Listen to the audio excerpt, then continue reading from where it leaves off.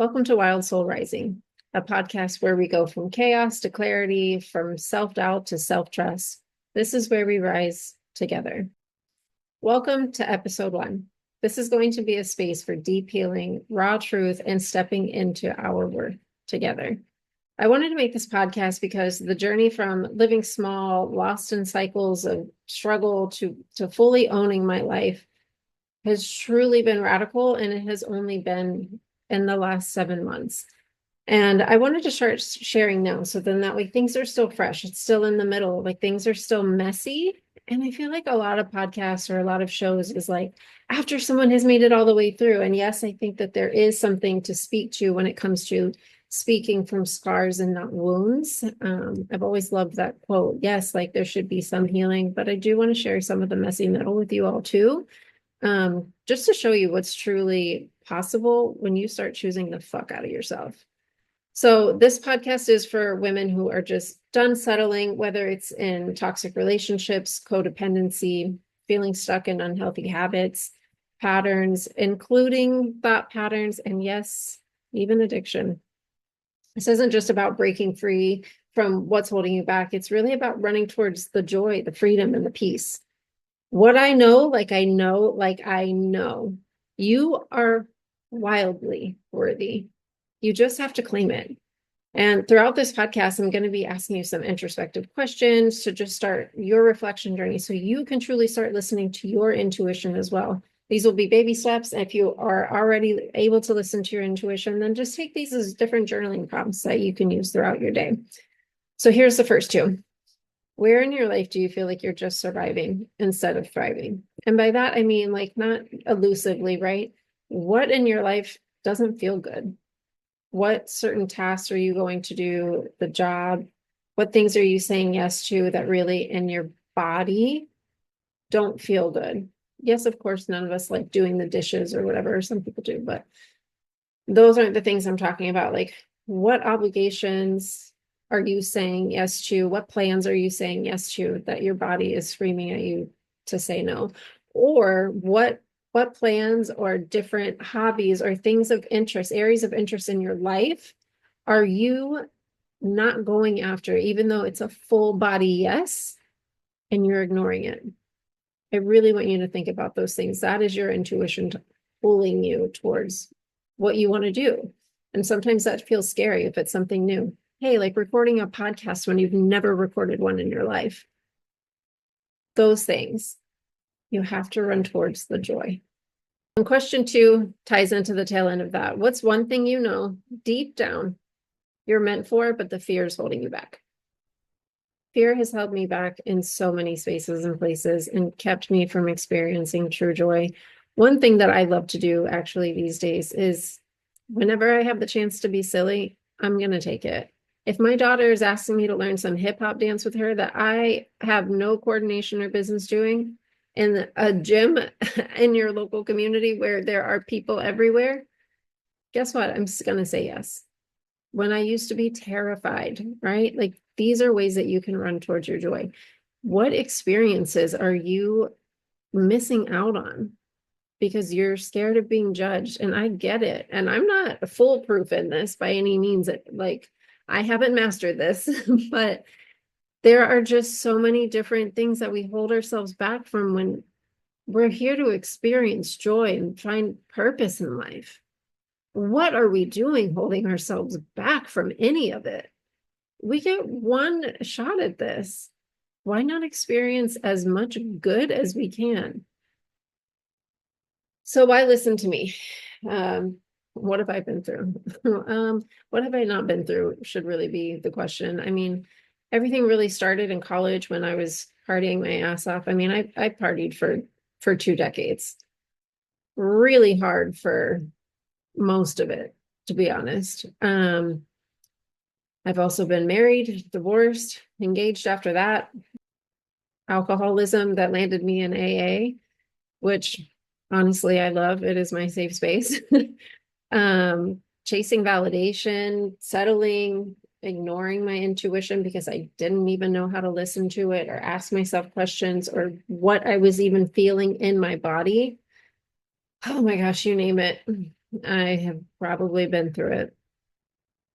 And with all of those quote unquote failures, right? Self-doubt, I mean, even before all of that happened, self-doubt was just always really a part of my life, which is odd because I came from a very loving family.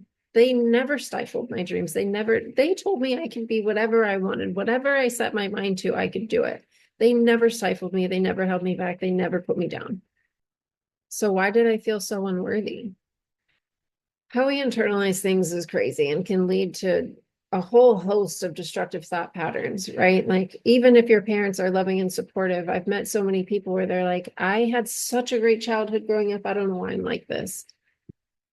There's a lot of different things that can happen to us. I mean, Billy Bob in the second grade could have told us that he thought someone else was prettier, or someone looked at your art project and told you that it wasn't good enough. It's these tiny, minute details in our life, and sometimes we don't even remember where they stemmed from. And I can get into that in a further episode on how to start pinpointing those things.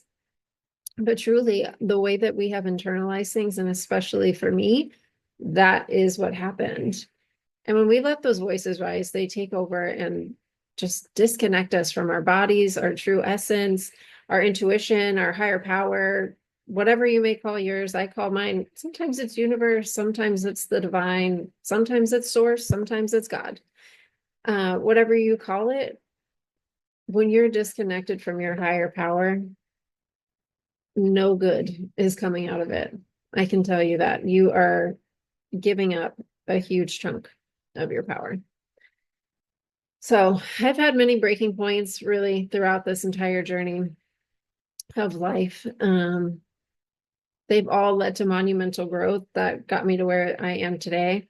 I'd like to say that it was the big moments, the abuse in the relationships, those big T trauma types of abuse in the relationships.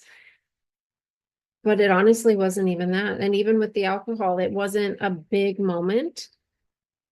It was when I just started realizing I didn't want to be around those people, or I didn't want to be that person anymore. So in the relationships, those tended to fade out whenever I could objectively look at them and realize that in my bones, I had tried everything.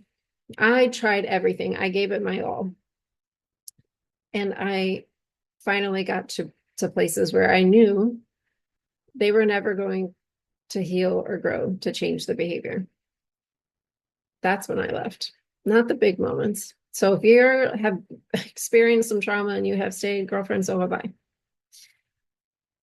And eventually, the more that I worked on myself and the more that I asked myself objective questions and the more that I looked at their trauma and their trauma responses and the more I learned about their childhood and who they were, it helped me look at things objectively. And the abuse was really strong with the ex-husband. And I didn't leave right away. But when I did leave, I was completely calm.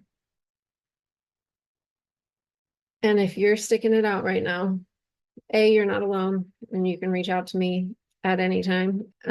If you are going through it, I would love to help you out with some resources or to just help you get what you need, right? Like, is it filing for an injunction? I know what that looks like in the state of Florida now. I've had to file a restraining order. So just know if you are in the thick of it, continue to work on yourself, continue to choose you, continue to choose safety, whatever that can look like for you, and start making your plan. But I digress. And like I said, also when it came to alcohol, it wasn't some big moment that brought me to my knees to the last time. I simply woke up after the last time that I drank and I was just done. Nothing had happened. I didn't go out and make a fool of myself in public. None of that, which, Lord have almighty, have I done that? I have enough stories to fill a memoir of destructive decisions I have made and embarrassing, cringy moments that have resulted in my alcohol abuse. But nothing drastic even happened the last time. I had just finally had enough, and I wanted to be who I said I was to everyone on the outside. I wanted to be the image I was portraying to the world. So I prayed for a way out. and I finally reached out for help. So July 7th is my sober date, and July 13th was the beginning of the end of my relationship. So 6 days in. It was very messy and what felt like the world's longest breakup ever. But I had finally come to the realization that it wasn't about changing habits or people. It was about really just believing that I deserved better. And you do too. Then the realization came, and I realized it wasn't about changing anyone else. It was about changing myself from the inside out, being radically honest with myself and not accepting anything from anyone anymore. So I want you to think back on your own life and your own patterns. What patterns have you been stuck in that you know deep down are not serving you? Each time that you pour yourself a glass of wine, each time you respond to a text that you don't feel like responding to, each time that you make plans with people that make you feel like crap, each time you say no to chasing one of your dreams, your interests for the sake of someone else, those are things that are no longer serving you. So what is your gut telling you right now that you have been ignoring? Listen to it. Your body is always talking to you. Where do you feel it in your body? Speak to the feeling. What is it trying to tell you? When you're hanging out with certain people, does your body feel tight or light? When you make plans with people, are you super excited to go the next day? And I said yes to this and I can't wait to go hang out with these people. Or is it saying yes to whoever and kind of regretting it or wishing you hadn't? There's a tightness in your body. If anything is clenching up inside of you internally, those are all signs. So after ending the engagement and after giving up alcohol, I had to start facing myself for who I was for the first time without any distractions. No alcohol, no boyfriend, no stressful clients, just me and time to reflect on how I was feeling, what I was doing, where I was at in life, and what I want, what I truly want, without anyone else's opinion soaked in, just for me. What do I want out of this one beautiful life that we get? I want you to ask yourself the same question. It's going to take radical honesty. It's going to take you getting some deep truths out of yourself. Whenever you're hanging out with certain people, whenever you're with yourself, anytime you notice yourself lying to anyone, even if it's a small lie, why? No more half truths, no more avoiding. Happiness isn't something that you have to earn from anyone. You know, your joy is always within reach.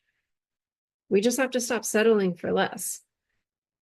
And then it's breaking free from external validation and really trusting your own voice, right? Just like I've been saying, what are those feelings? Like, what is your body trying to tell you as you are making decisions? And when you make a decision, you make that decision. There is no tiptoeing back and forth. You're confusing the universe and your intuition and everything that's coming your way. You're giving mixed signals.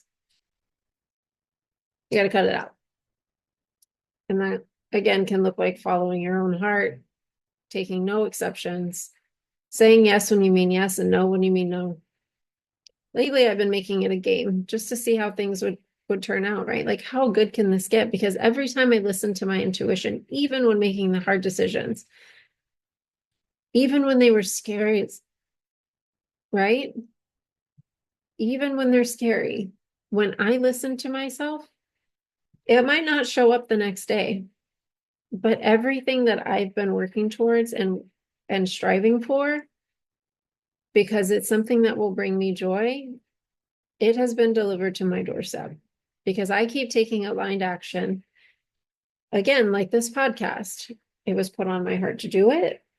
I felt called to share my story. And then I reflected on what was my word of the year, ripple effect. How funny that this was put on my heart a month later. Things like that. You have to just go for it. I don't know what will come of this, but I am sharing my story with you. And I hope that I'm shedding a light for someone. right? I hope that this is helping someone who is either currently stuck in addiction, stuck in a horrible relationship or a toxic relationship, or just has these bad habits that are left over and they don't know how to stop the thought patterns and the thought cycle that is just beating them down when they know that they're a good person and that they are worthy of the love and all of the good things in the world. They just don't know how to listen to their inner voice. And thankfully, I know that everything that I've been through can help someone else. Us sharing our stories, just like when I'm sitting in a room full of at AA, I get to hear the most beautiful stories of what people's lives look like on the other side of addiction, whether it be alcohol, drugs, whatever it was. And such beautiful people. And yeah, their drug of choice was alcohol or whatever other drug out there. Your drug of choice might be codependency. It might not be an actual substance, but it is keeping you stuck. And I want to help you out. So you have to start advocating for yourself. You have to start setting boundaries. No more coddling people at your own expense. I'm certainly not doing it at my own expense anymore. I'm advocating for myself. I'm not backing down from confrontation. When before my whole body would shake. My whole body would shake when I would argue with someone. I had to sit in that courtroom 2 weeks ago to get the restraining order that I needed to keep my daughter and I safe, and I was shaking, but I showed up anyway. Show up for yourself. Make the hard choice. Do the scary thing. Protect your energy, protect yourself, and move towards the joy and away from that. The only time that I think that you should move towards your pain is when you are healing an old emotional wound, something I've learned from Randy Lyman. That is the only time, but not moving towards the pain on purpose just to keep in the same toxic cycle. No, we're not doing that anymore. And I want you to know that you're not alone. And the result on the other side of listening to yourself is unwavering self-trust. Self-trust. Can you imagine how good that would feel? To just trust every decision that you make that is moving you towards the life that you want to live or the experience that you need in your journey. It is a beautiful way of living. Something that felt impossible to me just months ago. So I want you to think on this. Where in your life do you need to get radically honest with yourself? Whatever just came to mind, just like that. That's what you need to focus on. Where in your life do you need to get radically honest with yourself? And 2, what's one boundary you need to set that you've been avoiding? So like I said before, I started choosing me on July 7th, 2024. And now just months later, my entire life has changed. I wake up feeling grateful. I have a relationship with my higher power that I haven't had since high school. I trust myself implicitly. I have deeper friendships and repaired relationships. I've traveled to some of the most beautiful places, doing service work, growing my income, asking for the income that I want and receiving it. It's the most money I've ever made. I've improved my credit and I'm moving into a home for just me and my daughter. When I finally started listening to my intuition, everything shifted. The love, the support, the gratitude, and the abundance just poured right in. Choosing myself didn't just bring me peace. It brought me joy, adventure, and deep fulfillment. So I want you to ask yourself, if you fully trusted yourself, what would change in your life right now? I know something just popped in your mind. What was it? What's one small step you can take today to move towards the life you truly want? It can be something so small. Y'all, last year, I was taking baby steps. I signed up for a pottery class. That was so much fun. I met locals and went to go make pottery every Monday night with a bunch of people I've never met before. From there, I took a somatics course to start learning about my body and breath work and different ways to release emotions from your body. Not because I'm going to be a somatic practitioner or anything, but I just wanted to learn, right? Like, what are the things that you want to know more about that will bring you joy? What are the things you want to experience, the places you want to travel, the cultures you want to know? What are those things? The dance class you want to take? All of it. If you're feeling stuck, there is a way out. You're not broken, you're not too far gone, and you're not alone. You're worthy of healing, of love, and a life beyond survival mode. This podcast is a safe space, and I'm walking this journey with you. So, as we start to wrap things up, what's one thing you need to hear right now? Say it to yourself as if a friend were saying it to you. And if you truly believed, that you were wildly worthy, what would you do differently? If this spoke to you, then chances are someone in your world needs to hear it too. Share this episode and let's rise together. Follow the podcast and connect with me on social media. Right now, you can find me at The Journey to Jenny on most social media handles, but I will be creating one for this podcast specifically. I'll be recording episodes each week, and we'll be doing deep dives on healing, sobriety, self-worth, boundaries, and creating a life that feels wildly free and fully yours. Until next time, take care.